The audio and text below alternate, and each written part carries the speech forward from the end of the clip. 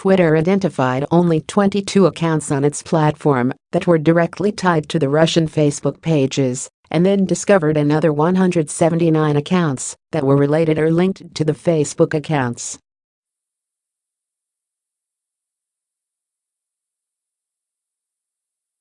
None were registered on the site as advertisers, the company said. Twitter did not immediately respond to Warner's criticism.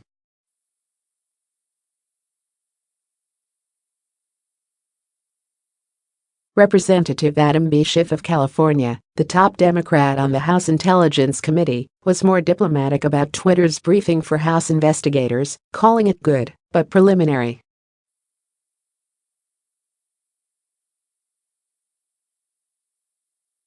"I think there is a great deal more that we need to know, a great deal more that Twitter needs to find out," he said.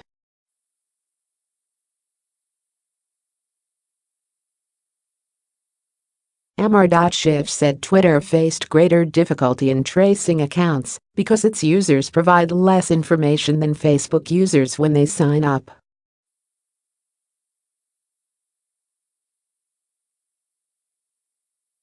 At the same time, I don't think we have more than scratched the surface of our understanding of how the Russians may have used that platform, he said.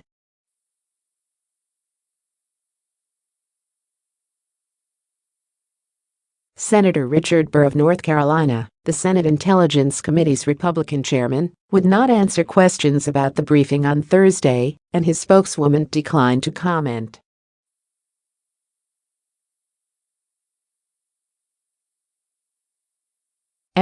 Warner said that he and Burr would hold a news conference as soon as next week to update the public on their investigation and try to draw attention to the continuing threat by foreign entities to the American political system.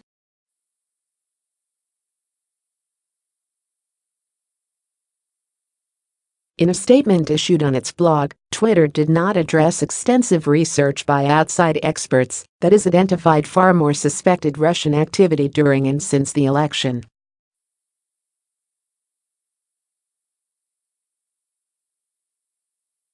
The cybersecurity company FireEye found hundreds of automated accounts linked to Russian hacking groups, which sent out messages critical of Hillary Clinton and the Democrats last year.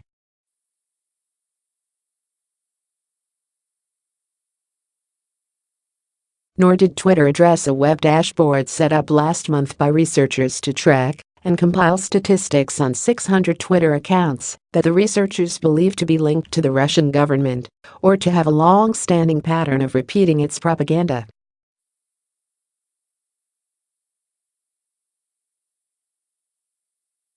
The company's statement said nothing about still-functioning Twitter accounts of JCleaks and Gooksfer 2.0, which American intelligence officials identified last year as created by Russian agents to distribute emails and documents obtained by hacking.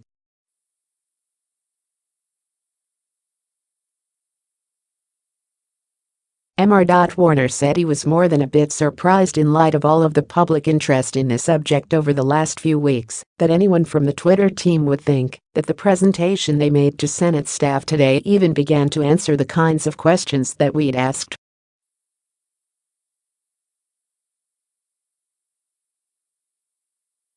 He said the company had much more work to do. This raises at an even greater level the necessity that the American public has the ability to know when they are seeing a political ad, who's behind it, particularly if it is being sponsored by foreign agents, he said.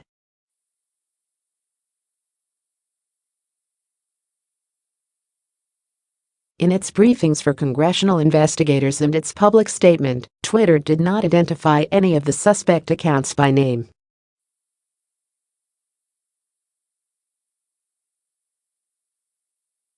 The company said it had suspended accounts that violated its terms of service, suggesting that it had allowed some of the Russia-linked accounts to continue to function.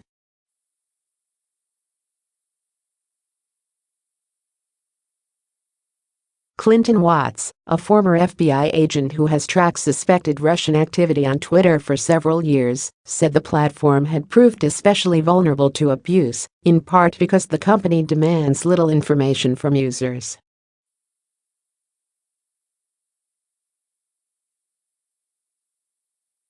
Twitter was used for years by the Islamic State for propaganda and recruiting, though much of that activity has now been shut down.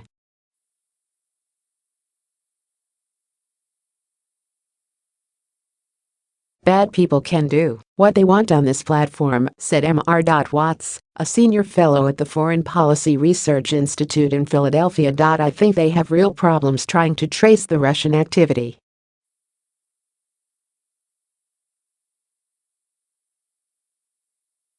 Facebook briefed the two intelligence committees on Sept. 6 and revealed that it had connected 470 profiles and pages to a shadowy Russian company with Kremlin links called the Internet Research Agency.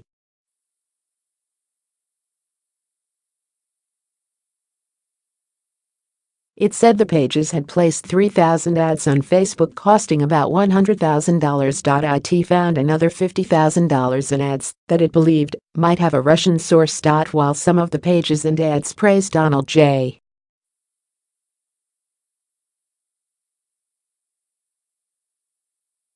Trump and excoriated Ms. Clinton, Facebook said that most of the material sought to exacerbate divisions over immigration, race, guns, gay rights and other incendiary issues.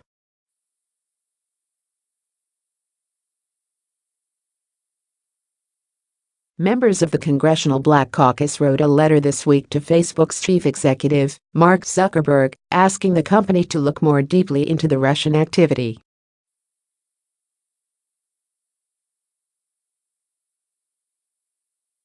Congressional investigators want to know more about how the Russia-linked Facebook ads were targeted to specific geographic and demographic groups.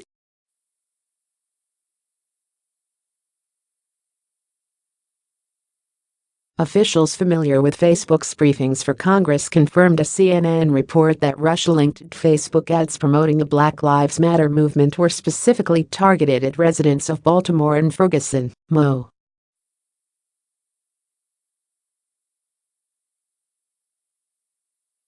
Both of which had been roiled by protests in response to police violence against black men.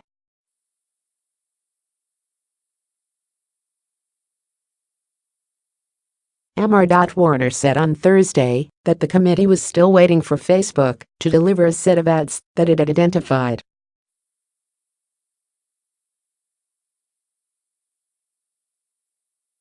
He said he expected the material to be delivered by early next week. The Senate committee has asked Google officials to come for a private briefing in the coming weeks, according to a congressional aide who spoke on the condition of anonymity, because the aide was not authorized to discuss the matter publicly.